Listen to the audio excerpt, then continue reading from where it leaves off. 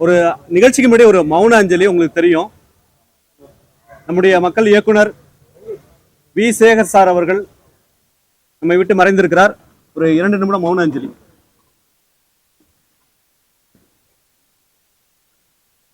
வணக்கம்.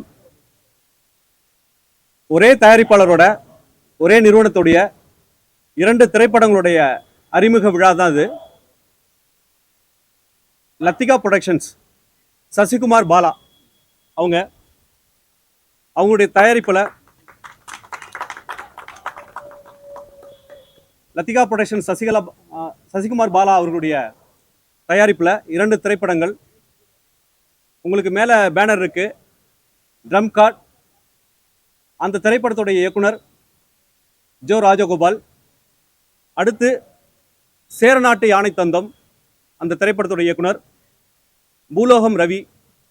இந்த 2 பேருமே 2 பெரும் ஆளுமைகள். அவங்களுடைய எக்ஸ்பீரியன்ஸ் பற்றி நிறைய பேர் இங்கே பேசுவாங்க. இந்த திரைப்படத்துடைய ஒரு அறிமுக விழா தான் இங்கே நடைபெற்றுக்கிட்டு இருக்கு. இயக்குனர் பேரரசு சார் அவர்கள், விஜயமுரளி சார் அவர்கள், இயக்குனர் அரவிந்த்ராஜ் அவர்கள், நம்முடைய பாண்டி அவர்கள், இன்னும் மற்ற விருந்தினர்கள் எல்லாம் இங்கே வருகை தந்திருக்கிறார்கள். அனைவருக்கும் நன்றி. முதல்ல ட்ரம் கார்டு அப்படின்ற திரைப்படத்தை பற்றி இங்கே அறிமுகப்படுத்தணும். இந்த ட்ரம் கார்டு திரைப்படத்தில் நானும் ஒரு லீட் ரோல் பண்ணியிருக்கேன். இதோடைய பிரதான கதாபாத்திரமாக நம்ம பாண்டி அவர்கள் நடிச்சிருக்காங்க. என்னுடைய இளம் வயது ஒரு யூத் கேரக்டரில் என்னுடைய மகன் நடிச்சிருக்கான். இன்னும் நிறைய முக்கியமான நடிகர்கள்லாம், நடிகர் காந்தராஜ் உட்பட நிறைய நடிகர்கள் நடிச்சிருக்காங்க. அடுத்தடுத்த நிகழ்வுகளில் அவங்கள பற்றியான அறிமுகங்கள் நிகழும். ட்ரம் கார்டு அப்படின்னா இன்னைக்கு நிறைய இந்திய மாணவர்கள் வெளிநாட்டில் போய் படிக்கணும்னு ஆசைப்பட்டுக்கிட்டு இருக்காங்களே. இன்னைக்கு இருக்கிற முக்கியமான சப்ஜெக்ட். சமீபத்தில் கடந்த சில வருடங்களில் இந்திய மாணவர்கள் வெளிநாட்டில் போய் படிக்கணும்னு ஆசைப்பட்டு அதனால எவ்வளோ பெரிய நடைமுறை சிக்கல்கள் அனுபவிச்சாங்க. எல்லாருக்கும் ஸ்மூத்தாக போகிறதில்ல. கோடி கோடியாக பணம் வச்சுருக்கவங்க கூட வெளிநாட்டில் போய் படிக்கணும்னு ஆசைப்படும் போது அதுக்கு என்ன வழிமுறைகள் இருக்குது, அது எப்படி போகணும் அப்படின்றத பற்றி எல்லாருக்கும் சொல்கிற விதமாக தான் இந்த படம் ட்ரம் கார்டு எடுக்கப்பட்டிருக்கு. அமெரிக்கா, கனடா போன்ற நாடுகளில் மாணவர்களை போய் படிக்கும்பொழுது படிப்புன்ற பேரில் அவங்க வருமானம் பார்த்தாம ஆரம்பத்தில் அவங்களுக்கு ஒரு ஸ்காலர்ஷிப் கிடைக்குது அப்படின்னு போயிடுறாங்க. மாணவர்கள்லாம் போயிடுறாங்க, மாணவ மாணவிகள் போயிடுறாங்க. அங்கே போய் படிப்பை தொடர முடியாமல் அவங்களுடைய வருமானத்துக்காக அந்த பகுதி நேர வேலைக்காக போகும்போது அந்த பகுதி நேர வேலைகள் அவங்களுக்கு நேர்மையாக கொடுக்கப்படுதா, அதுக்கு முறையாக சம்பளம் கொடுக்கப்படுதா, அந்த பகுதி நேர வேலையில் ஈடுபடும் போது அவங்க சட்டத்துக்கு புறம்பா சில வேலைகளில் ஈடுபடுத்தப்படுறாங்க அப்படின்றத பற்றி இந்த உலகத்துக்கு உரைக்கிறதுக்காக தான் இந்த ட்ரம் கார்டு திரைப்படம். இந்த ட்ரம் கார்டு திரைப்படத்தை ஜோ ராஜகோபால் அவர்கள் எழுதி இயக்கியிருக்கிறாரு. அது மட்டும் இல்லை, இது சம்பந்தப்பட்ட வாழ்வியல், இதில் பாதிக்கப்பட்டவங்க எல்லாரையும் நேரடியாக இந்த படத்தில் ஈடுபட்டிருக்காரு. அதனால இந்த ட்ரம் கார்டு திரைப்படம் வெளியில வந்துச்சுன்னா இந்திய மாணவர்கள் வெளிநாட்டில் போய் ஏமாறாமல் இருக்கிறதுக்கு இந்த படம் ஒரு பெரிய வழிகாட்டுதலாக இருக்கும். அடுத்து பூலோகம் ரவி, அந்த ஜோ ராஜகோபாலை பற்றி சொல்லணும்னா அவர் நிறைய நம்மளுடைய இந்த பஞ்சதந்திரம் இது மாதிரி படங்கள்லாம் கனடா, அமெரிக்காலாம் போய் எடுக்கும்போது அந்த திரைப்படத்துக்காக அங்கே எல்லா ஏற்பாடுகளையும் பண்ணுறது, படப்பிடிப்பு நடத்துறதுக்கான கிரியேட்டிவ் சைடில் ஒர்க் பண்ணுறது, ப்ரொடக்ஷன் மேனேஜராக ஒர்க் பண்ணுறது, அங்கே லோக்கல் மேனேஜராக ஒர்க் பண்ணுறது, இப்படி ஆளினால் எல்லா விஷயங்களையுமே கமல் சாருடைய படங்கள் உட்பட, நிறைய ரஜினி சாருடைய படங்கள் உட்பட, நிறைய யூரோப் கண்ட்ரீஸில் பண்ணக்கூடிய நம்முடைய இந்திய படங்களுக்கு நிறைய அதுக்கான ஏற்பாடுகள்லாம் வழிமுறைகள்லாம் பண்ணி கொடுத்தது ஜோ ராஜகோபால் அவர்கள். அவருக்கு தமிழ்நாட்டில், இந்தியாவில் தெரியாத திரைப்பிரபலங்களே கிடையாது. ஆனாலும் அவருடைய அடுத்தடுத்த நிகழ்வில் இன்னைக்கு முக்கிய திரைப்படத்துடைய முக்கிய இயக்குனராக இருக்கக்கூடிய பேரரசு சார் மற்றும் அரவிந்த்ராஜ் சார், விஜயமுரளி சார்லாம் வந்திருக்கிறது போல அடுத்தடுத்த நிகழ்வில் அவங்கள போல இன்னும் பல ஜாம்பவான்களோடு அடுத்தடுத்த நிகழ்வுல அவர் நடத்தி காட்டுவார், வெற்றிகரமாக நடத்தி காட்டுவார். அடுத்த திரைப்படத்தை பற்றி சொல்லணும்னா அந்த சேரநாட்டு யானை தந்தம், அந்த திரைப்படம் பூலோகம் ரவி அவர்கள் இயக்குனர். பூலோகம் ரவி அவர் செந்தமிழன் அவர்கள்ட்ட வேலை செஞ்சுருக்காங்க. நிறைய படங்கள் நிறைய சங்கர் சார் ப்ரொடக்ஷனில் அது நிறைய படங்கள் டேரக்டர் சங்கர் சாரோட அவருடைய இணை இயக்குனரோட நிறைய படங்கள் அவங்க வேலை செஞ்சுருக்காங்க. அவருடைய எழுத்து கதை திரைக்கதை வசனத்தில் இந்த சேரநாட்டு யானை தந்தம் அப்படின்ற இந்த திரைப்படம் இந்த 2 படத்தையும் நம்மளுடைய சசிகுமார் பாலா அவர்கள் வெளிநாட்டிலேருந்து இந்த படத்தை தயாரிச்சுட்டு இருக்காங்க. இதில் என்ன முக்கியமான விஷயம்னா, இந்த மாதிரி வெளிநாட்டிலேருந்து தயாரிக்கும் போது இங்கே அவங்க கையாளப்படுற விதத்தில் அவங்களுக்கு நிறைய பயம் இருக்குது, சங்கடங்கள் இருக்குது. அந்த பயத்தெல்லாம் நீக்க வேண்டியது நம்மளுடைய திரைத்துறையோட கடமை, ஊடகத்துடைய கடமை. என்னன்னா, அவங்க நம்பி வர்றாங்க, ஒரு இயக்குனர் ஒரு கதை சொல்கிறாரு அப்படின்னு நம்பி வர்றாங்க. அவங்க முழுமையாக அவங்க லாபம் பெறலைன்னா கூட அவங்களுடைய போட்ட முதலுக்கு பங்கம் இல்லாமல் அவங்க இல்லை போட்ட முதலே வரலனாலும் பரவாயில்ல, அந்த திரைப்படத்தை முழுமையாக எடுத்து அது ஒரு முழு திரைப்படமாக இருக்கின்ற ஒரு திருப்தியாவது எங்களுக்கு கிடைக்கணுங்க அப்படின்ற மாதிரி தான் வெளிநாட்டிலேருந்து நிறைய நாடுகள்லேருந்து முதலீட்டாளர்கள் நிறைய பேர் வர்றாங்க. நம்ம திரைத்துறையில் அவங்களுக்கு வந்து ஒரு முறையான திரைப்படத்தை எடுத்து கையில் கொடுத்துட்டோம்னா கூட லாபம் வருது வரலங்கிறத பற்றி அவங்க கவலைப்படல. அதெல்லாம் அடுத்த கட்டம். அவங்களுக்கு வந்து அது வந்து ஒரு ஒரு பிரத்யேகமான ஒழுங்கான திரைப்படமாக இருக்கணும் அப்படின்றதான் முதல் எதிர்பார்ப்பாக இருக்குது. இப்படி ஒரு திரைப்படம் நான் வந்து இந்தியாவில் போய் பண்ணேன், ஒரு பெருமை மிக்க திரைப்படம் பண்ணேன், இல்லை ஒரு கமர்ஷியல் திரைப்படம் பண்ணேன், அது வணிக ரீதியாக வெற்றி அடைஞ்சது அடையலை அப்படின்றதெல்லாம் அடுத்த விஷயம். இப்படி ஒரு திரைப்படம் நான் முழுமையாக எடுத்திருக்கேன் அப்படின்னு அவங்க போட்ட முதலீட்டுக்கு அவங்களுக்கு ஒரு பொக்கிஷமாக அந்த திரைப்படம் இருக்குன்னு விரும்புகிறாங்க. அந்த அடிப்படையில் தான் லத்திகா ப்ரொடக்ஷன், சசிகுமார் பாலா அவர்கள் வந்து இந்த 2 திரைப்படத்தையும் வந்து அவங்க வந்து முன்னெடுத்து தயாரித்து இந்த படத்தை தமிழ்நாட்டில் வெளியிடணும், உலகம் முழுக்க வெளியிடணும் அப்படின்ற மாதிரி விஷயம் இருக்காங்க. இது மட்டும் இல்லாமல் இதோடைய அடுத்த முன்னெடுப்பாக இந்த படத்துக்கு, இந்த 2 படத்துக்கும் வந்து ஒளிப்பதிவு செய்யக்கூடிய பார்த்திபன் அவர்கள், பார்த்திபன் அவர் உங்களுக்கு எல்லாருக்குமே தெரியும். அவங்க வெரி சீனியர் அசோக்குமார் கேமராமேன் அவங்கள்ட்ட வந்து உட்காருங்க சார். அவங்க வந்து இணை ஒளிப்பதிவாளராக வேலை செஞ்சுருக்காங்க. பார்த்திபன் அவருடைய ஒளிப்பதிவில் தான் இந்த 2 திரைப்படமும் இருக்குது. பார்த்திபன் அவர்கள் இந்த படங்கள் தொடங்கப்படும் போதே இவர் ஒரு ஸ்கிரிப்டை வந்து இப்போ தயாரிப்பாளர்கிட்ட சொல்லி அவருடைய ஸ்கிரிப்டை, அந்த ஸ்கிரிப்டோட டைட்டில் வந்து இங்கே தான் முத அறிவிக்கப்படுது. அந்த ஸ்கிரிப்டோட டைட்டில் தேங்கா சீனிவாசன், ஒரு காமெடி படம். அதை வந்து பார்த்திபன் எழுதியிருக்கிறாரு. இந்த தயாரிப்பாளருடைய அடுத்த திரைப்படமாக அந்த படம் தயாரிக்கப்பட்டது. நிறைய தொழில்நுட்ப கலைஞர்கள்லாம் இருக்கிறாங்க, நண்பர்கள், கோ டைரக்டர்ஸ்லாம் அங்கே இருக்கிறாங்க. கோ டைரக்டரில் வேலை செஞ்சவங்க நண்பர்கள், சுடலை கண்ணன், இன்னும் நிறைய நண்பர்கள்லாம் இருக்கிறாங்க. சுடலை கண்ணன், பிஆர்ஓ கார்த்திக் வந்து அவர்களுக்கும் நன்றி. அவர் வந்து நேற்று தான் இந்த விஷயத்த முன்னெடுத்து, நேற்று திடீர்னு சொல்லி வேற ஒருத்தட்ட இந்த டேட்டு, இந்த டயத்தை வாங்கி பிஆர்ஓ யூனியனில் பதிவு பண்ணி திடீர்னு கார்த்திக் அவர்களுக்கு இங்கே படக்குழு சார்பாக நாங்கள் நன்றி தெரிவிச்சுக்கிறோம். இன்னும் நிறைய விஷயங்கள் இருக்குது. ஒரு சிறிய அறிமுகமாக தான் நான் இந்த விஷயத்தை அறிமுகப்படுத்துறதுக்காக உங்கள் முன்னாடி நான் அமர்ந்தேன். நன்றி. எல்லாருக்கும் வணக்கம். ஸ்பெஷலாக நம்ம ஆர்பிஓ நேற்று பிளான் பண்ணதுக்கு இன்றைக்கி இந்த அளவுக்கு செய்திருக்கிறாரு. அவருக்கு ஒரு ஸ்பெஷல் தேங்க்ஸ். சொன்ன மாதிரி கனடாவிலேருந்து வந்திருக்கேன்னு சொல்கிறாங்க. ஆக்சுவல் வந்து என்னோட நேட்டிவ் வந்து ஸ்ரீலங்காவில் ஒரு மலையத்தை சேர்ந்த வந்து நான் கனடாவில் போய் குடியேறி அங்கே சில நிகழ்ச்சி அதுகள்லாம் செய்து நம்ம ராஜகோபால் சார் கதையை சொன்னார். இதுக்கு முதல்ல நான் ஒரு படம் பண்ணியிருக்கிறேன், மௌனித்த பொழுதுன்னு சொல்லி. அதில் தான் நான் ஒரு ப்ரொடியூசராக இன்ட்ரடியூஸ் ஆனது. அதுக்கு தயாரிப்பாளர் டைரக்டர் மிஸ்டர் சுதாகர் அண்ணாவுக்கு ஒரு நன்றி சொல்லிக்கிறேன். அதில் என்னை அறிமுகப்படுத்தி என்னை வெளிச்சத்துக்கு கொண்டு வந்து அது மூலமாக இவர் என்னை அப்ரோச் பண்ணி இவர் மூலமாக மிஸ்டர் புலவம் அண்ணாவை மீட் பண்ணி ஒரு வித்தியாசமாக செய்யணுன்றதுக்காக வேண்டி செய்திருக்கிறோம். கட்டாயம் அந்த படம் வந்து ஒரு விழிப்புணர்ச்சி படமாக இருக்கும். அதனால தான் நான் இவ்வளோ இது பண்ணியிருக்கிறேன்.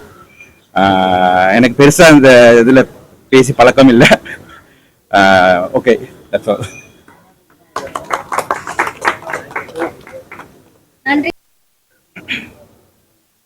அனைவருக்கும் வணக்கம்.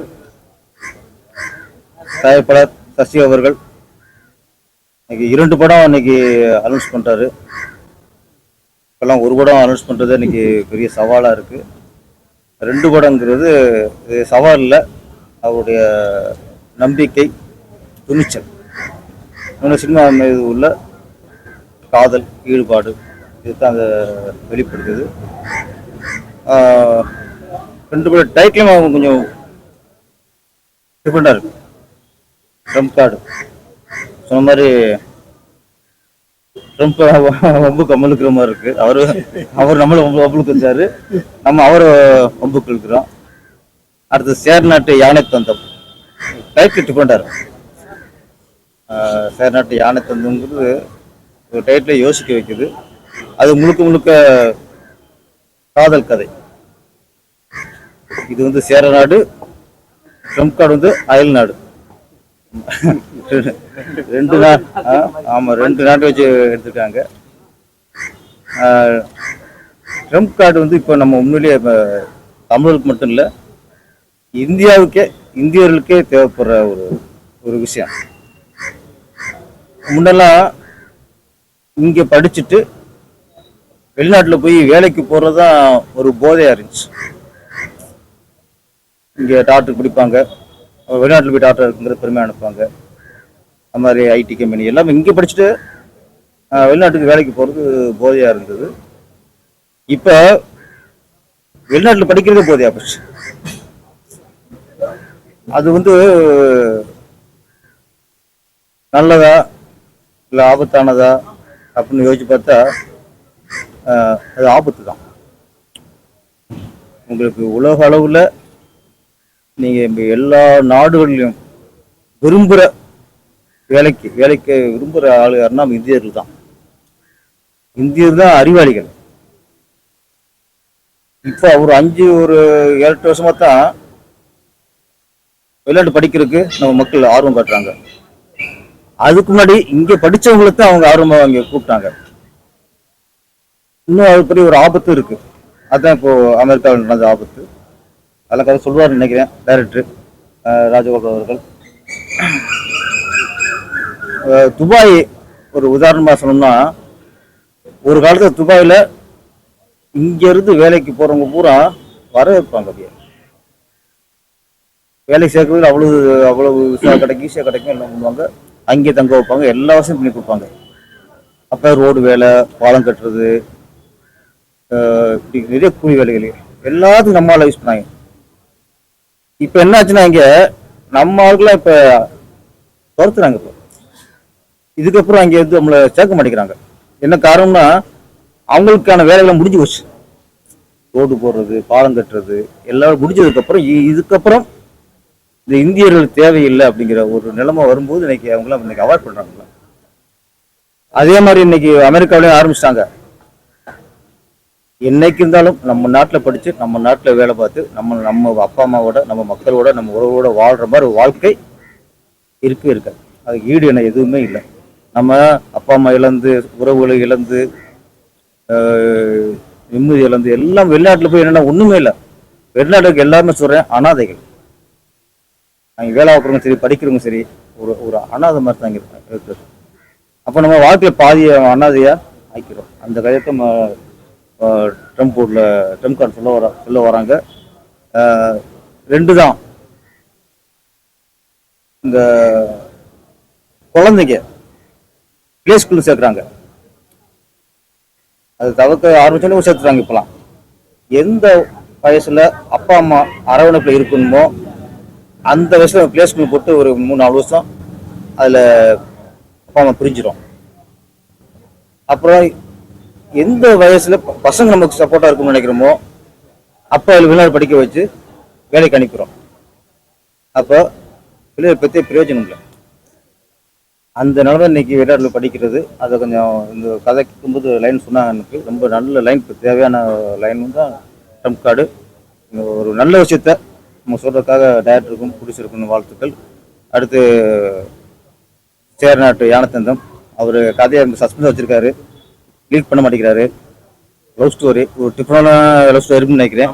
ஆமாம், அதனால சொன்னா நான் காப்பி அடிச்சிருவேன்ட்டு இப்போதான் கதை சொன்னா போதுமே, நம்ம வேற மட்டும் டெவலப் பண்ணிடுறோம்ல. அதனால பயத்துல இவர் டைரக்டர் வர இருக்காரு, இவரு கதை அடிச்சு போயிடக்கூடாது, கதை சொல்ல மாட்டேட்டாரு. சார் லவ் ஸ்டோரி அப்படின்னு ஒரு ரூபா சொல்லிட்டாரு.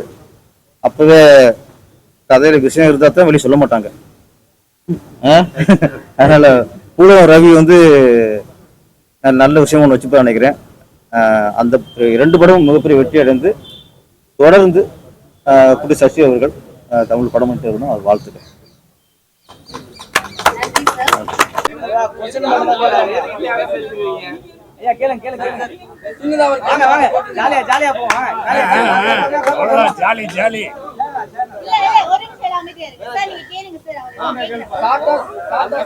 சமீபத்துல உங்களுக்கு கேள்விப்பட்டிருப்பீங்க, ஒரு பத்திரிகையாளர் ஒரு கேள்வி கேட்டு ஒரு சர்ச்சையாச்சு. அந்த பொண்ணு சொல்லியிருந்தாங்க, நீங்க படத்தை பத்தி சம்பந்தமா கேள்வி வெறும் போஸ்டர் வச்சு எங்களை கேள்வி கேளுங்கன்றீங்க. நாங்க என்ன கேட்கணும்? எதுவுமே கேட்கக்கூடாது, நாங்க தான் பேசணும். ஆன்சர்னா ஒரு சின்ன விஷயம் தான் சார். இப்போ நீங்களும் நானும் நல்ல பழக்கம், ஓகே. இங்கே எல்லாருமே அண்ணன் இருக்காரு. இப்போ நமக்குள்ள ஒரு அடிக்கடி இப்போ பார்த்து பழகி ஒரு நட்பு வந்துருச்சு. அப்போ நீங்கள் எதை கேட்டாலும் எனக்கு அது கோபம் வராது. என்னை வந்து நீங்கள் சீனா கூட சும்மா இருங்கண்ணே அப்படின்றேன், ஓகே. அப்போ ஒரு அதிகம் ஒரு பழக்கமானதுக்கப்புறம் ஒரு கேள்வி கேட்கும்போது அது வந்து அதில் ஒரு ஈகோ வராது, கோபம் வராது. ஆனால் அதிகம் பழகாமல் ஒருத்தட்ட அதுவும் பெண்கள்கிட்ட ஒன்று கேட்கும்போது டக்குன்னு பெண்களுக்கான சுபாவம் அது இதுவே நீங்கள் அடிக்கடி பழகுன ஒரு கதாநாயகிட்ட பல ப்ரெஸ் மீட்டில் சந்திச்ச ஒரு கதாநாயகிட்ட அவங்களுக்கு உங்கள் பேர்லாம் தெரியும். அவங்கள்ட்ட நீங்கள் கேட்கும்போது நீங்கள் கேட்குற வச்சிங்களே என்ன வெயிட் என்னன்ட்டு ஏன் நானும் குறைக்கணுமா இல்லை கூட்டணுமாம்பா. அது கேட்குறவங்கள பொறுத்து. அறிமுகமேல கேட்கும்போது அது கொஞ்சம் கோவம் வரும். அது பெண்கள்கிட்ட ஹீரோ கிட்ட கேட்கறாங்க. அது அது அவங்க கேள்விப்பட்டிருக்காங்களே. நீங்கள் அவங்களும் மேடையில இருக்காங்க பாருங்க. யாரை பற்றி கேட்குறீங்கண்ணே? அண்ணே நீங்கள் கேட்குறீங்க பேரரசை பற்றி கேட்குறீங்க. என்ன பேரரசு முட்டாளா இருக்கான்னு கேட்குறீங்க. நான் தான் போய் சொன்னேன். ஓகே என்ன எப்படி சொல்ல போச்சுங்க வரணும் சார். அந்த மேடையில சிரிச்சு சந்தோஷமா இருந்த அந்த நடிகை அடுத்த ஒரு மீட்டப்ல இந்த விஷயத்துக்கு ரியாக்ட் ஆகுறாங்க. ஏன்னா அந்த ஒரு விஷயத்த அந்த ஸ்பாட்ல ரியாக்ட் ஆகிருக்கலாமே நாங்க கேட்கிறோம். அது அப்புறம் வீட்டில் யோசிச்சிருப்பாங்க. ஹீரோ வந்து அந்த மேடையில இருந்து அக்கான்னு சொல்றாரு. எடை பெரிய அண்ணா அண்ணா அவர் கேட்டது தப்பு இல்லைண்ணே. அவங்க கோவப்பட்டும் தப்பு இல்லைண்ணே. அப்புறம் ஒரு கேள்வி கேட்டோம். 1000 தான் நடிகையாக இருந்தாலும் பெண் தானே. அப்போ நம்ம ஒரு கேள்வி வந்து அவங்கள வந்து கோவப்படுத்திருக்கு அப்படின்னு தெரிஞ்ச உடனே நம்ம ஆர்கியூ பண்ணிடக்கூடாதுண்ணே. அதானே கேள்வியும் தப்பு இல்லை, அவங்க கோவப்பட்டும் தப்பு இல்லைண்ணே. இல்லை என்ன இல்லை அங்கே அந்த அது ஓகே, அது ஓகேண்ணே. ஒரு 3வது மீட்டிங்கில் இருக்கட்டும். அவங்க ஒரு லேடிஸ் கோவப்படும் போது நம்ம அவங்க மனசு துன்பமாக இருந்தால் மன்னிச்சுங்கம்மா அப்படின்னா முடிஞ்சிடும். அதுதான் மேட்ரு. நான் கேட்ட தப்பு இல்லைன்னு ஆர்குமெண்ட் பண்ணும்போது அது லேடிஸை போய் நம்ம இதுக்கு ஆர்குமெண்ட் பண்ணணும். அதுதான் அங்கே தான் மிஸ்டேக், வேற ஒன்றும் இல்லை. நான் வந்து கேட்டது தப்புன்னு சொல்ல, அவங்க கோவப்பட்டதும் தப்புன்னு சொல்ல, எல்லாம் நியாயம் தான். அந்த ஆர்குமெண்ட் போச்சு வச்சுல அங்கே தான் அவங்களுக்கு 1000 போகல சார். நீங்கள் மீடியாக்கள் சொல்கிறேன், எந்த ஆடியோ லஞ்சுக்கும் பார்த்தீங்கன்னா எத்தனை பாருங்க 10ல் 1 ஆடியோ லஞ்சுக்கு தான் கதாநாயகி வராங்க. ஏதாவது ஒரு ப்ரெஸ் மீட்டுக்கு தான் கதாநாயகி வராங்க. நீங்கள் இப்படிலாம் கேள்வி கேட்டு பண்ணீங்கன்னா நீ எதுவுமே வரவே மாட்டாங்க. அவங்க கதாநாயகி வர முடியும்னா லேடிஸை நம்ம வந்து அவங்க மேலே தப்பு இருந்தால் கூட நம்ம கொஞ்சம் அனுசரித்து அவங்கள இதுன்னு போயிடணும். நான் வந்து கேட்ட தப்புன்னு சொல்லவே இல்லை, திரும்பி சொல்கிறேன். அவங்க கோபம் தப்புன்னு சொல்ல, அந்த ஆர்குமெண்ட் போனது தான் தப்பாக போச்சு. அப்போ நீங்க வந்து ட்ரைலர் போடும்போது ப்ரெஸ் மீட் வைக்காம தவிர்த்துட்டு படத்தை முழுசா பார்த்துட்டு கேள்வி கேளுங்கன்னு கேட்டா எல்லாம் கேட்பாங்களா? கரெக்டா? படத்து சம்பந்தம் நீங்கள் படத்துக்கு நீங்கள் ட்ரைலர் போட்டு தானே ப்ரெஸ் மீட்டே வைக்கிறீங்க. நீங்கள் ட்ரெயிலர் இருக்கு, அதை பற்றி கேளுங்க. அதை பத்தி தானே கேட்குறோம். எனக்கு கொஸ்டின் இல்லைன்னு கேட்டா நாங்க எங்க போறது? ஹீரோயினுக்கு கொஸ்டின் அதுக்காக சீண்டுக்குள்ள எங்க நீங்கள் சமீபத்துல ஒரு அறிக்கை ஒன்று விட்டுருந்தீங்க. என்ன காரணம்? இப்ப நீங்க அறிக்கை விட்டு சரியா உங்களுக்கு தெரிஞ்சுதா? என்னது சமீபத்துல இப்ப லாஸ்ட் ஒரு அறிக்கை விட்டுருக்கீங்களா? என்ன இருக்கே? நீங்க தான் சொல்லணும். ஏன்னா நான் பல அறிக்கை விடுறேங்க. எனக்கு டெய்லி ஒரு அறிக்கை விடுறேன். டெய்லி ஒரு அறிக்கை விடுறேன். தீவிரவாதிகள் கூட அதுதானே? எது சொல்லுங்க. தீவிரவாதி இருக்காங்க. ஆமாம் ஆமாம் ஆமாம். டெல்லி செங்கோட்டையில அந்த கார் கொண்டு கொடுத்தீங்க. எதுக்கோ கேட்கறாங்க. இங்க அது பொருள் கொடுக்கல. பொருள் கொடுக்க சொல்லல. இறந்தவங்க சில அரசியல் தலைவர்களே என்ன பண்றாங்கன்னா இறந்தவர்களுக்கு இரங்கல் தெரிவிக்கிறாங்க. பொண்ணாங்கல்ல அவங்களுக்கு கண்ணு தெரிவிக்க மாட்டேங்கிறாங்க. வித்தியாசம் இருக்கா? அப்போ இறந்து போன 13 பேருக்கு நாங்கள் இரங்கல் தெரிவிக்கிறோம், இது உயிரிழந்த நாங்கள் 12 பேருக்கு நாங்கள் இரங்கல் தெரிவிக்கிறோம், எல்லாம் ஓகே தான். பொண்ணானே அந்த தீவிரவாதிக்கு எனக்கு கண்ணம் தெரிவிக்கணும்னு வார்த்தை வருதான் பாருங்க. எந்தெந்த அரசியல்வாதிட்டு வந்து அவங்களுக்கு தீவிரவாதின்னு எந்தெந்த அரசியல் வாயிலிருந்து வந்துச்சு பாருங்க. நமக்கு என்னென்னா அவங்கள தீவிரம்னு சொல்ல மாட்டேங்கிறீங்க, பயங்கரம்னு சொல்ல மாட்டேங்கிறீங்க. ஆனால் செத்தவனுக்கு நீங்கள் அப்படி அவங்களுக்கு கண்டனம் தெரிவிக்காதவங்க வாய்கள் வந்து இறந்தவர்களுக்கு இரங்கல் தெரிவிக்க தேவையில்லை. யாரு எல்லாம் தெரிவிச்சாங்க, இரங்கல் தெரிவிச்சிருக்காங்க, கண்டனம் தெரிவிச்சிருக்காங்க. அடியோட அழிப்பு ஒரு அமித்ஷா சொல்லியிருக்காரு. என்ன ஒருத்தர் விடமாட்ட சொல்லியிருக்காரு. அது இதெல்லாம் கண்டனம் தானே. அவங்களாம் மொத்தமாக அடிச்சிருங்கிறது என்ன கண்டனம் தான்.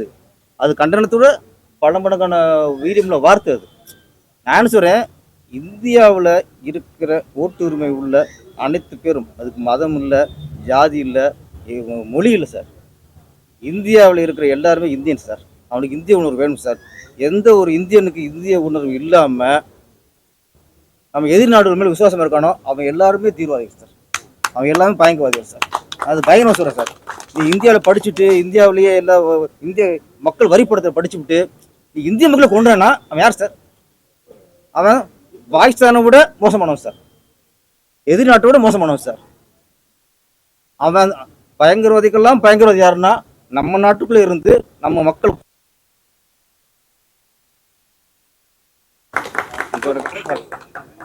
நன்றி. இதான் ஆசைப்பட்டிய பெருமைக்கோ பேருக்கோ நான் இங்கே வரவில்லை. ஒரு சினிமா தயாரிக்க வேணும், இவர் போல ஒரு டைரக்டர் வரணும்னு ஆசைப்பட்டேன். ஸோ அது நிறைவேறி இருக்குது. மற்றபடி வெறும் நான் பேசி யாரும் கேட்கக்கூடிய நிலையில இருந்தால் கேட்கலாம். ஆனால் இந்த நிலையில நான் பேசுறதுக்கு கூச்சமாகவும் அடக்குமுறையுமா இருக்கிறபடியால் அடுத்ததை நீங்க பேசுங்க. அது அவர் சொல்லிட்டாருங்க. படத்தை பத்தி சொல்லுங்க. வெளிநாட்டு ட்ரம்ப் கார்டு அவர் தான் டைட்டில் வச்சுருக்காரு. நீங்க சார் கிட்ட கேட்கலாம். சார், ட்ரம்ப் கார்டுன்றது உலகத்துல, அதாவது இலங்கை, இந்தியா, மலேசியால இருந்து படிக்க சென்ற மாணவர்கள் எப்படி அவங்க போய் தங்களுடைய இனத்தவர் தாய் தந்தையரின் பணத்தில் படிக்கும் போது ஏற்படும் சில ஏமாற்றங்களால அவங்க வெளியில வேலைக்கு செல்ல வேண்டிய சந்தர்ப்பம் ஏற்படுது. அந்த நேரத்துல அவங்க என்ன செய்யறாங்கன்னா, நம்மவங்களே கடைகளையும் பிசினஸையும் வைத்திருக்கவங்க அவங்கள ஒரு அடிமையாக வேலை செய்கிறாங்க சில இடங்கள்ல, எல்லா இடமும் இல்லை. அதை இங்க குறிப்பிட்டு மேலும் படிக்க வரும்போது நேர் வழியாகவும் ட்ரம்ப் காட்டுன்றது அதுதான். ட்ரம்ப் என்ன சொல்றாருன்னா, நீங்க நேரே வாங்க, உங்களுக்கு பாதை தெரிஞ்சிருக்கு, நல்லமா வந்து வராதங்க, அதால நீங்க உங்களோட வாழ்க்கை இழக்க நேரிடும் என்று சொன்னபடியா தான் நான் இந்த ட்ரம்ப் கார்டு வச்சிருக்கேன். இதுல இன்னொரு விஷயம் என்னன்னா, மொழி ஜாதி எல்லாம் கடந்து வாழ்ற ஒரு நாடு கனடா. அங்க எல்லாருக்கும் உரிய சமம், உரிய சந்தர்ப்பங்கள் கிடைக்கின்றன. அதே மாதிரி உலகத்திலிருந்து வரும் மாணவர்கள் இங்கே இந்திய மாணவர்களுக்கும் அதே மாதிரியான சந்தர்ப்பங்களை உருவாக்கி கொடுக்க வேணும். வல்லரசாக வேண்டும் என்ற பேரரசின் ஆசைப்படி நம் இந்தியா படிப்பிலையும் செல்வத்திலையும் திளைத்து மேல்நாடுகள் போல் வளர்ந்து மாணவர்கள் வெளிநாடு செல்லாமல் இங்கேயே தங்கள் படிப்பை முடித்து இந்த நாட்டுக்குள்ளேயே தங்களுடைய கர்மங்களை செய்ய வேண்டும், தங்கள் ஆற்றலை இந்த நாட்டுக்கே அர்ப்பணிக்க வேண்டும் என்றுதான் எங்களுடைய ஆசையும் ஒரு முயற்சியும். தேங்க்யூ. இப்போ லேட்டஸ்டா அமெரிக்கா வந்து ஒரு தகவல் கொடுத்திருக்காங்க. அதாவது அங்க படிக்க வரவங்க ஸ்டாப் பண்றதா, அதான் வெளி மாநிலத்துல இருந்து. இது எப்படி பார்க்க போறீங்க? மோடி இப்ப எல்லா வேல்டுக்கும் தெரிஞ்சிருக்கும், அவரு நம்ம இந்தியாவோட இதுன்னு தெரிஞ்சிருச்சு, அவரு முயற்சி எடுக்கலாம்ல, அந்த மாதிரி ஏதாவது தகவல்? பிஜேபி தான் இங்க அடுத்த கட்டத்துல போயிட்டு இருக்கு. பீகார்ல நேற்று கூட அவங்க வின் பண்ணிட்டாங்க, ஸ்ட்ராங் ஆயிட்டாங்க. அப்படிங்கும் போது மோடி கிட்ட நேரடியா பேசக்கூடியவர்கள் அவங்களே இங்க வந்து தமிழ்நாட்டு மாணவர்களுக்கும் இங்க இருக்க ஸ்டேட் இந்தியாவில் இருக்கிறதுக்கோ சரியான ஒரு பாதையை அமைக்கல. அப்படி எப்படி அமெரிக்கால போய் அவங்க பேசுவாங்கன்னு நினைக்கிறீங்க? பேசக்கூடிய சந்தர்ப்பம் மக்களாகிய நாம தான் ஏற்படுத்தணும்.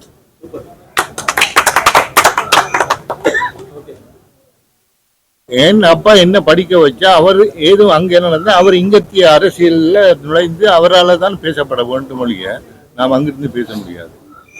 எங்க போனாலும் தமிழர்கள் தான் அடிக்கிறாங்க.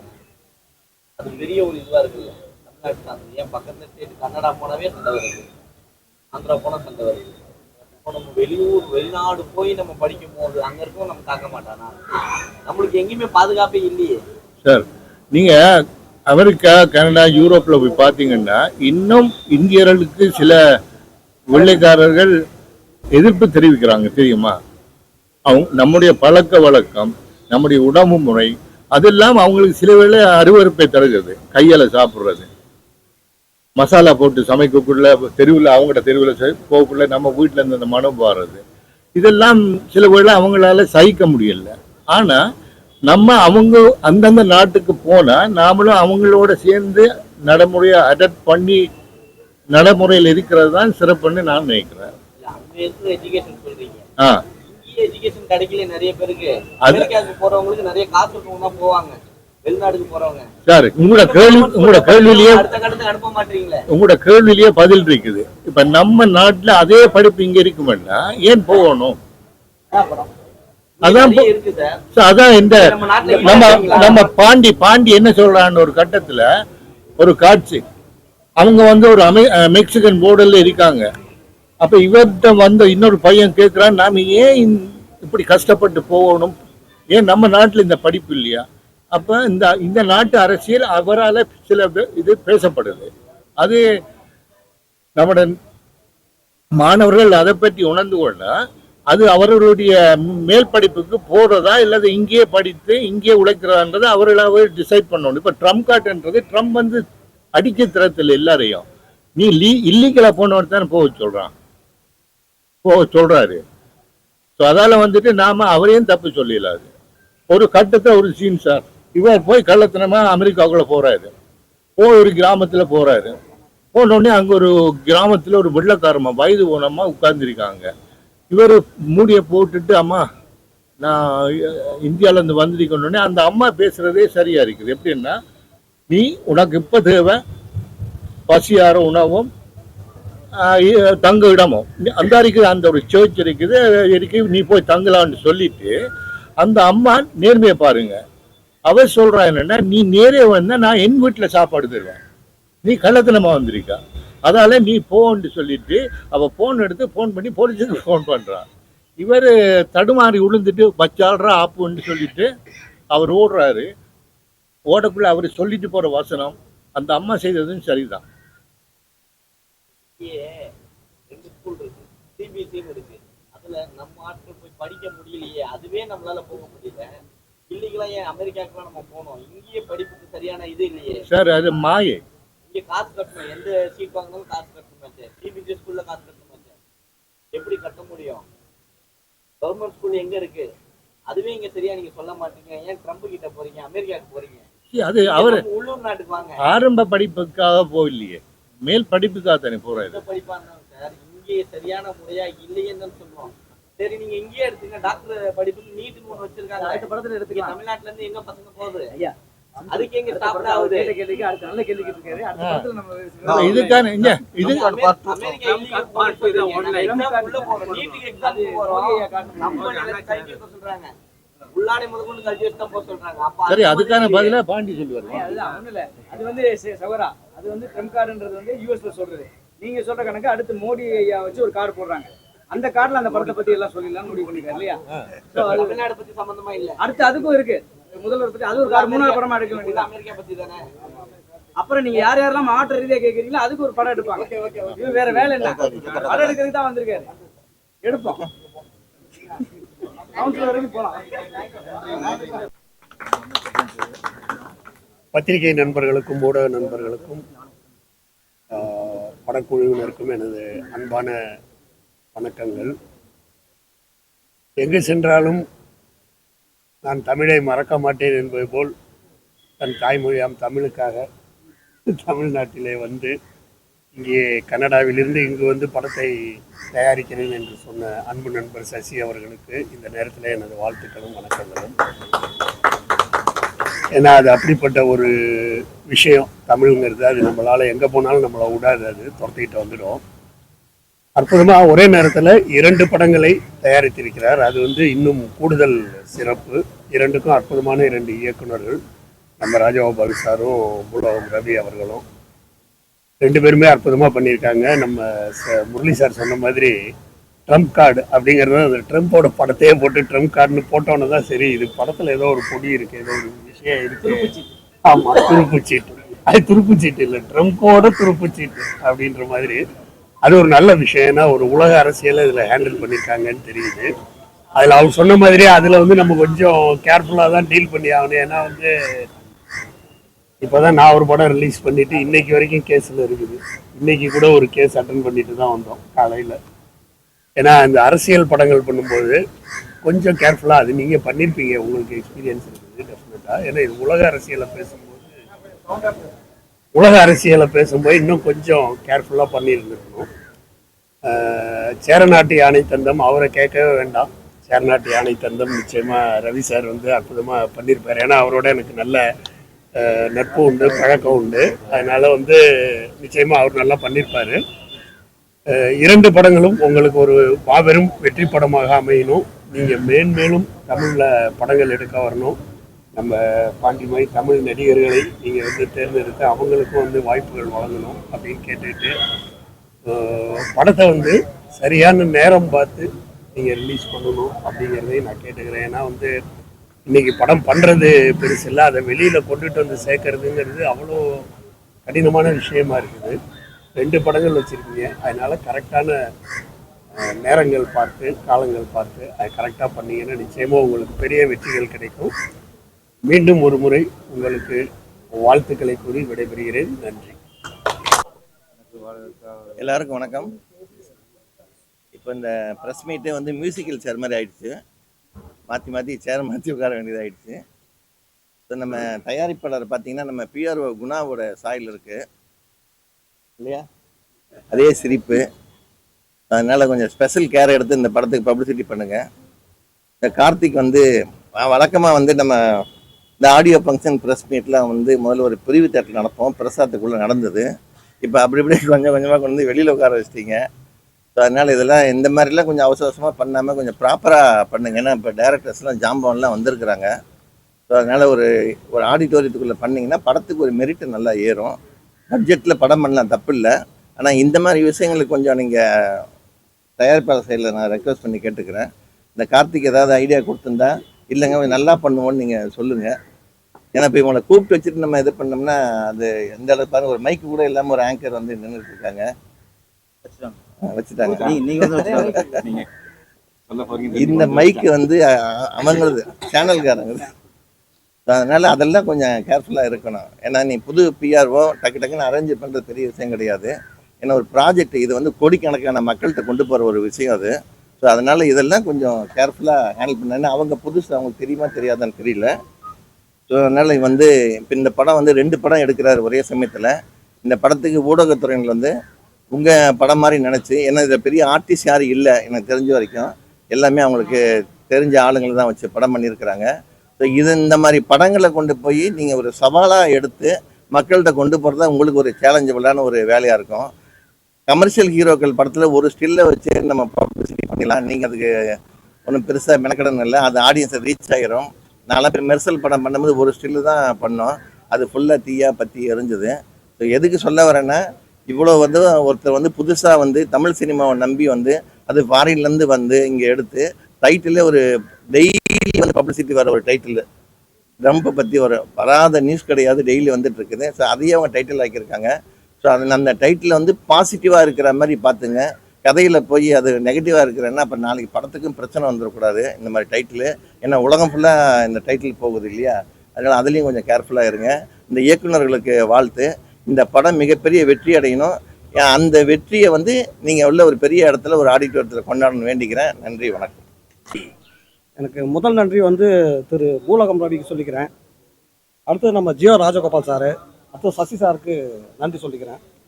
2 படத்துக்கும் ஒளிப்பதிவாளராக ஒர்க் பண்ணேன். அது ஒரு கலரு, எதுனா அது ஃபாரின்னு, அது ஒரு தனி கலரு. அதே நேரத்தில் இது வந்து ஃபுல்லாக வில்லேஜ், அதுக்கு தகுந்த கலராக பண்ணியிருக்கேன். ஆமாம், ஏன்னா இந்த 2 படத்துலையும் ஒர்க் பண்ண பிறகு யாருமே இப்படி ஒரு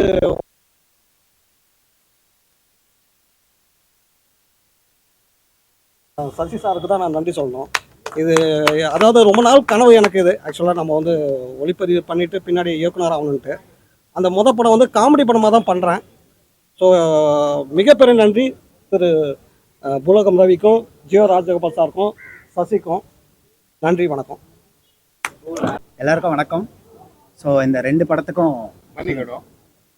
சசி சாருக்கு நான் நன்றி சொல்லணும். ஏன்னா குறுகிய காலத்தில் என்ன நம்பி இங்கே வந்து இதை உங்களுக்கு உதவி செய்ததுக்கு எனக்கு நன்றி. ஃபஸ்ட்டு ராஜகோபால் சாருக்கு என்ன தேங்க்ஸ், அதுக்கப்புறம் சசி சாருக்கும் தேங்க்ஸ், ஏன்னா என்னை சூஸ் பண்ணதுக்கு. ஸோ இந்த படம் ரஷ்ஷெல்லாம் பார்த்தோம். ஸோ பார்த்துட்டு எனக்கே க்யூரியாசிட்டி அதிகமாக இருக்குது எப்படி வரப்போகுதுன்றதுக்காக. ஸோ அடுத்தது உங்களை மீட் பண்ணும்போது எடிட் பண்ணிவிட்டு இந்த படம் ஃபுல்லாக வந்து எப்படி வந்திருக்குன்றதை எடிட் பண்ணிவிட்டு ஆடியோ லான்ச்சில் உங்களை மீட் பண்ணுறேன். நன்றி, வணக்கம். எல்லாத்துக்கும் வணக்கம். நான் வந்து எல்லாத்துக்கும் எப்படியாச்சும் இதன் மூலியமாக ஒரு வணக்கம் சொல்லணும் அப்படிங்கிறது ரொம்ப நாளாக நினச்சிக்கிட்டு இருக்கிறேன். எல்லாத்துக்கும் வணக்கம் மட்டும் சொல்லணுன்ட்டு. இப்போ என் பேர் வந்து பூலோகம் ரவி. என் பேர் ஏன் பூலோகம் ரவினா, எங்கள் அம்மாவோடைய பேர் வந்து பூலோகம், அதனால பூலோகம் ரவின்னு வச்சிருக்கிறேன். எல்லாரும் பூலோகம் படத்தில் பார்த்தீங்கன்னா அந்த படம் வந்தப்ப நான் தான் டைரக்டர், நிறைய பேர் என் நண்பர்கள்லாம் போயிட்டாங்க. அதனால நிறைய பேர் பூலோகம் ரவின்னா நீங்கள் என்ன பூலோகம் படத்தில் ஒர்க் பண்ணீங்களா அப்படின்னு கேட்டுகிட்டே இருப்பாங்க. என் பேர் வந்து பூலோகம் ரவி வந்து எங்கள் அம்மா பேர் வந்து பூலோகம், அதனால பூலோகம் ரவி. பல நாள் ஆசை திருநாளாச்சு, அதுதான் என்னுடைய பல நாள் ஆசை வந்து இப்போ திருநாள் ஆயிருக்கு. அதுக்கு காரணம் வந்து பார்த்தீங்கன்னா ராஜகோபால் சார், அதுக்கப்புறம் சசி சார், அவங்க தான் என்னுடைய கடவுள்கள், வணக்கங்கள் எல்லாமே.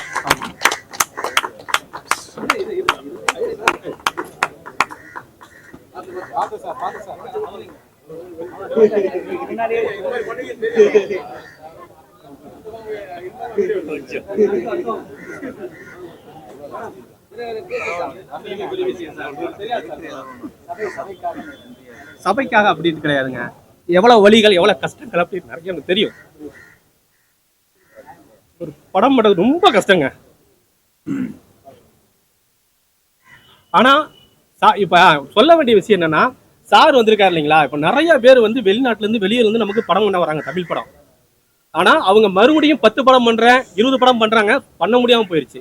ஆனா இவருக்கு வந்து வந்திருக்காரு இல்லைங்களா, இவர் மேற்கொண்டு 10 படம் பண்ணுவார்.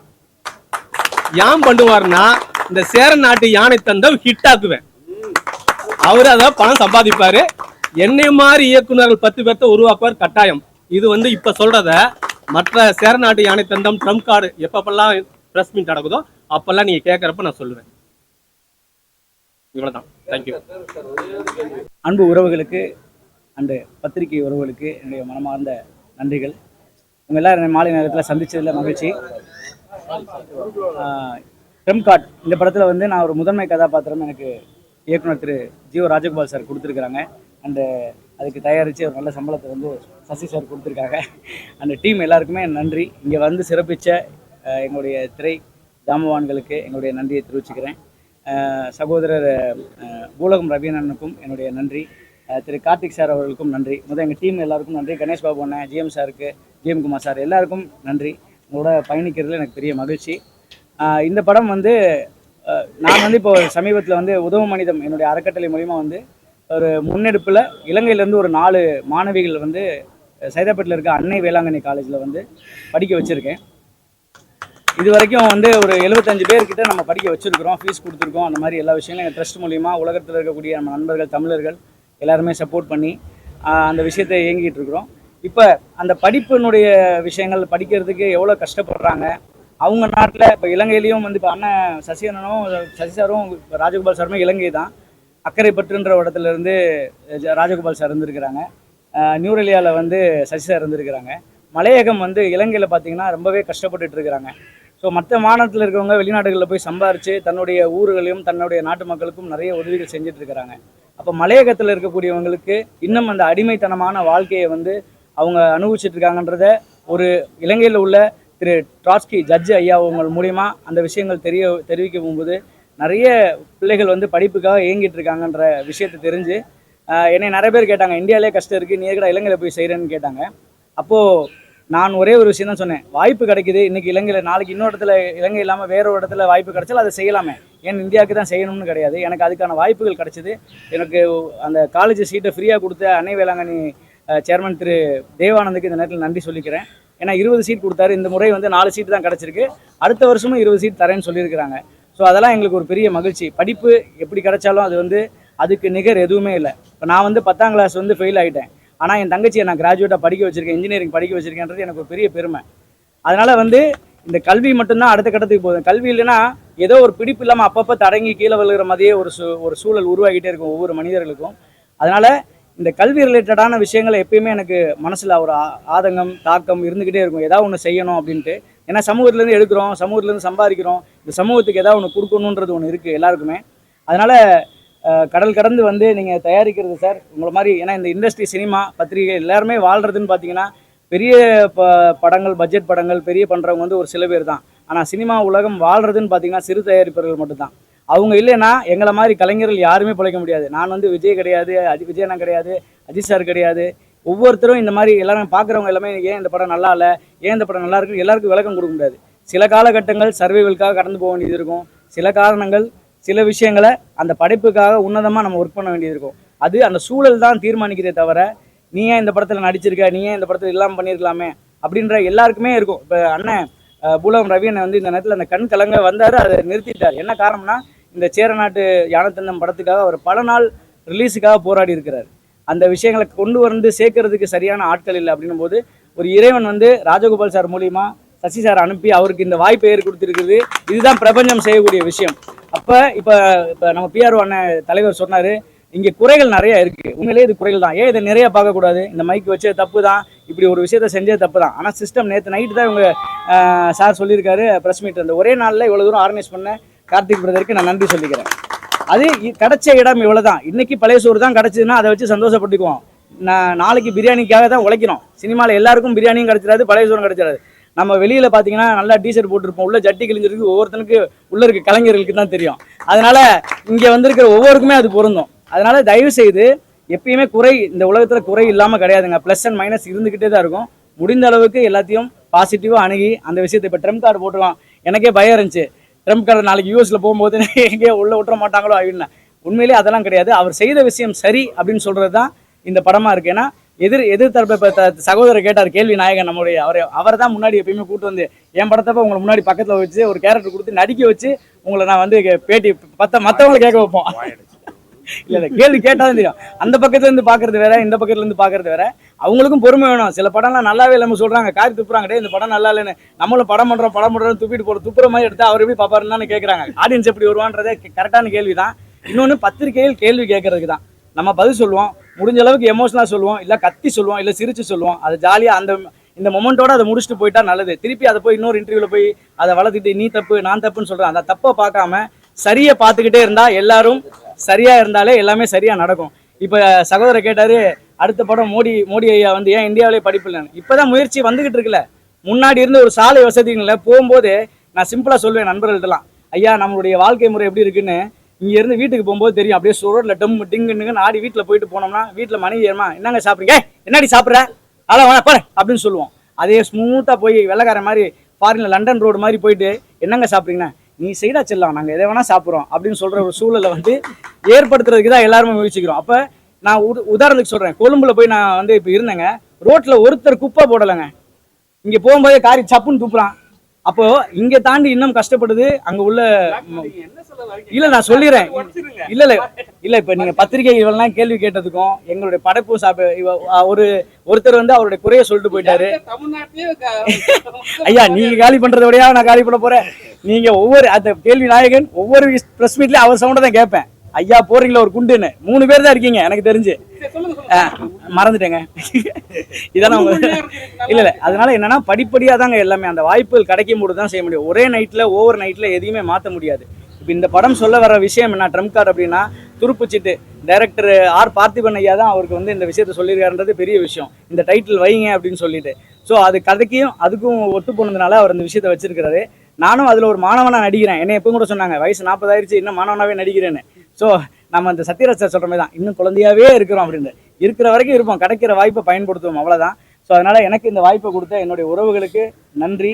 அதே மாதிரி பார்த்திபன் சார், எடிட்டர் சார் எல்லாருக்குமே நன்றி. ஏன்னா ஒரு படம் உருவாகணும், அந்த படம் சரியான விதத்தில் கொண்டு போய் சேர்க்கணும் அப்படின்ற பொறுப்போடு இந்த யூனிட் ஒர்க் பண்ணணும்னு நான் நம்புகிறேன். நானும் அதில் இருக்கேன்றது எனக்கு ஒரு பெருமை. வந்திருக்க எல்லாருக்கும் என்னுடைய நன்றியை தெரிவிச்சுக்கிட்டு விரைவில் இந்த படத்தினுடைய இப்போ அறிமுக விழா தான் லத்திகா ப்ரொடக்ஷன் சார்பாக தயாரிக்கிறான்ற அறிமுக நிகழ்ச்சி தான் இது. கண்டிப்பாக ஒரு சார் சொல்கிற மாதிரி நம்மளுடைய கேள்வி நாயகன் சொல்கிற மாதிரி ஒரு நல்ல ட்ரெயிலாகவும் நல்ல படமாகவும் வரும்னு நான் நம்புகிறேன். அதுக்காக உழைக்கிறதுக்கு இப்போ இருந்து ஆயத்தமாக வரும். ஏன்னா உங்கள் கேள்விகள்லாம் அவங்க மனசில் இருக்குது. இன்னும் அடுத்த கட்டத்துக்கு கொண்டு போகிறதுக்கு உங்களுடைய ஆசீர்வாதம் இருக்கும். போட்டோ போட்டிருக்கீங்க, ட்ரம் நடிக்கிறாரா? அது இயக்குனர் தான் சொல்லணும். ஏன்னா அவர் சார்ந்த விஷயங்கள் இருக்கனால அந்த ட்ரம்ப்ன்றக்காக அவங்க வச்சிருக்காங்கன்னு நினைக்கிறேன். சின்ன படங்கள் வரும்போது பெரிய படங்கள் வந்து ரீரிலீஸ் படம்லாம் வந்து ரொம்ப காலி பண்ணிருக்கு. சின்ன படத்துலயே உங்களுக்கே தெரியும், நீங்களே நிறைய வாட்டி பேசிருக்கீங்க ரீரிலீஸ். இப்போ உங்க படமும் ரீரிலீஸ் வந்து ஆட்டோகிராஃப் சொல்றீங்களா?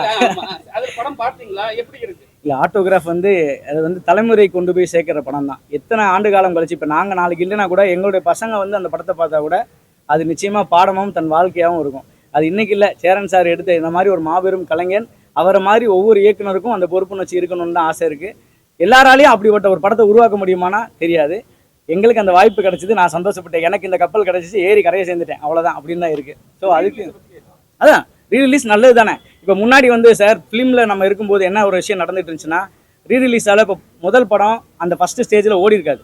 ஆனால் ரீரிலீஸில் அந்த தயாரிப்பாளர்களுக்கு வந்து வருமானம் ஏற்படுத்தி கொடுத்துருக்கு. இது முன்னாடி நடந்தது. ஏன்னா நம்ம ஃபிலிமில் அந்த 99 இந்த காலகட்டங்களில் தெரியும், அதுக்குன்னு இந்த படங்கள் தனியாக ஓடும். அந்த காலகட்டங்களில் ஓடுற காலம். இப்போ திருப்பி அந்த மாதிரி ஒரு விஷயம் நல்லது. அது ப்ரொடியூசருக்கு வருமானம் வந்தால் சந்தோஷம் தானே. அன்னைக்கு விட்ட ஒரு விஷயங்களில் இன்னொரு வாய்ப்பு கிடைக்குதுன்னா அதை விட சந்தோஷம் என்ன இருக்குது? ஏன்னா இன்றைக்கி ராயல்ட்டின்னு ஒன்று இருக்குது. அது எல்லாருக்குமே அந்த விஷயங்கள் அந்த காலகட்டத்தில் படம் பண்ணவங்களுக்கு அந்த மாதிரி சிஸ்டம் கிடையாது. இப்போ இன்றைக்கி படம் பண்ணுறவங்க டிஜிட்டல் ரைட்ஸ்லேருந்து எல்லாமே இருக்குது. ஸோ அது எல்லாமே இனி வர தயாரிப்பாளர்கள் கரெக்டாக, அது ப்ரொடியூசர் கவுன்சில் இப்போ வந்து நாங்கள் அவங்களாம் வந்து கரெக்டாக கைட் பண்ணாங்கன்னா 100% ஒரு சிறு தயாரிப்பாளர் இல்லை, எல்லாருமே சேஃபாக கூடிய. இப்போ இவர் வந்திருக்காரு, ஒரு 2 கோடி ரூபா படம் போடுறாருன்னா அந்த 2 கோடி ரூபா வந்து அவங்களுக்கு கிடைச்சிட்டாலே போதும், எக்ஸ்ட்ரா லாபம்ன்றது அடுத்து. ஸோ அது மாதிரி ஒரு விஷயத்த நம்மளுடைய முன்னோர்கள் பெரிய ஜாம்பவான்கள் இருக்கிறாங்க, யூனியன்லலாம் இருக்கிறாங்க, அவங்க வடிவமைச்சா இன்னும் நிறைய தயாரிப்பாளர்கள் சேஃபாக முடியும். எங்களை மாதிரி கலைஞர்கள் மட்டும் இல்லை, தொழில்நுட்ப கலைஞர்கள் அத்தனை பேர் இருக்காங்க. ஏன்னா நிறைய தொழில்நுட்ப கலைஞர்கள் சினிமா வேலை இல்லைன்னா கட்டட வேலைக்கும் வேறு கூலி வேலைக்கும் போகக்கூடிய சூழல்கள்லாம் இருக்குது. அதை மாற்றுறதுக்கான சூழல் நம்ம திரைத்துறை எப்பயுமே நல்லா இருக்கணும். அதுக்காக எங்களுடைய பங்களிப்பு என்ன இருக்கோ அதை எப்பயுமே செய்வோம். ஸோ எங்களுடைய பொறுப்பு இன்றைக்கி என்னுடைய தகுதிக்கும் என்னுடைய வயசுக்கும் என்னுடைய அனுபவத்துக்கும் நான் என்ன என்னால் முடியுமோ அதை இந்த திரையுலகத்துக்கு அர்ப்பணிச்சிட்டு இருக்கேன். அது மட்டும் இல்லை, உதவும் மனிதம் அறக்கட்டளை மூலிமா என்னுடைய நண்பர்களை இணைச்சு என்னால் முடிஞ்ச உதவிகளை நான் வந்து முடிஞ்ச அளவுக்கு செஞ்சுட்டு இருக்கிறேன். இது பிளாக் பாண்டி செய்கிறதில்ல, நான் வந்து ஒரு பாலம் தான். பணம் கொடுக்குறவங்க யாரோ நான் போய் செய்கிறேன். இந்த மாதிரி இந்த சமூகத்துக்கும் என்னால் செய்கிறேன். கண்டிப்பாக திரைத்துறைக்கும் என்னுடைய வெற்றி இன்னும் அடுத்த கட்டத்துக்கு நான் போகும்பொழுது நிச்சயமாக நான் எல்லாமே நான் செய்யணும்னு ஆசைப்பட்றேன். கனவுகள் இருக்குது, இறைவன் வழி விடுறோம். உங்கள் எல்லாருடைய ஆசீர்வாதத்தோடு அது நடக்கும் நம்புகிறேன். ஐயா வாங்க. ஒரு ஷோ தான் கொடுத்துருக்காங்க.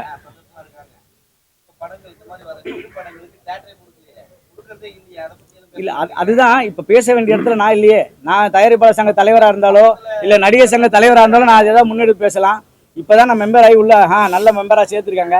நீங்கள் கேள்வி கேட்குறக்கு நான் பதில் சொல்லி வெளியே போடான்னு சொல்கிற மாதிரி ஆயிடக்கூடாது. ஐயா நீங்கள் இங்கே வாங்க, உங்களை முகத்தை காட்டணும். வாங்க, நான் ரொம்ப நாள் ஆசைப்பட்டிருக்கேன். ஸோ வாய்ப்புக்கு நன்றி. எனக்கு முதல் நன்றி வந்து திரு பூலகம் ரவிக்கு சொல்லிக்கிறேன். அடுத்தது நம்ம ஜியோ ராஜகோபால் சார், அடுத்தது சசி சாருக்கு நன்றி சொல்லிக்கிறேன். 2 படத்துக்கும் ஒளிப்பதிவாளராக ஒர்க் பண்ணேன். அது ஒரு கலரு, எதுனா அது ஃபாரின்னு, அது ஒரு தனி கலரு. அதே நேரத்தில் இது வந்து ஃபுல்லாக வில்லேஜ், அதுக்கு தகுந்த கலராக பண்ணியிருக்கேன். ஆமாம், ஏன்னா இந்த 2 படத்துலையும் ஒர்க் பண்ண பிறகு யாருமே இப்படி ஒரு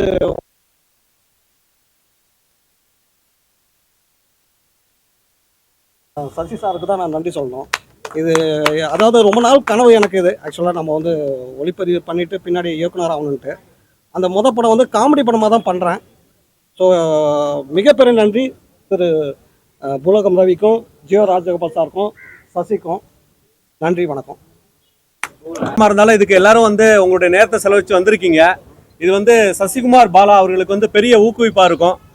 நீங்கள் இந்த படத்துக்கு கொடுக்கக்கூடிய ஊக்கம், அவர் வந்து நிச்சயமாக வந்து தமிழ்நாட்டில் மிகப்பெரிய ஸ்டார்களாக வச்சு படம் பண்ணுற அளவுக்கு அவர் பெரிய ப்ரொடியூசராக வளர்றதுக்கு இந்த ப்ரெஸ் மீட் தான் ஒரு காரணமாக இருந்துச்சு அப்படின்றத வரலாறு சொல்லணும். எல்லாருக்கும் நன்றி, வணக்கம்.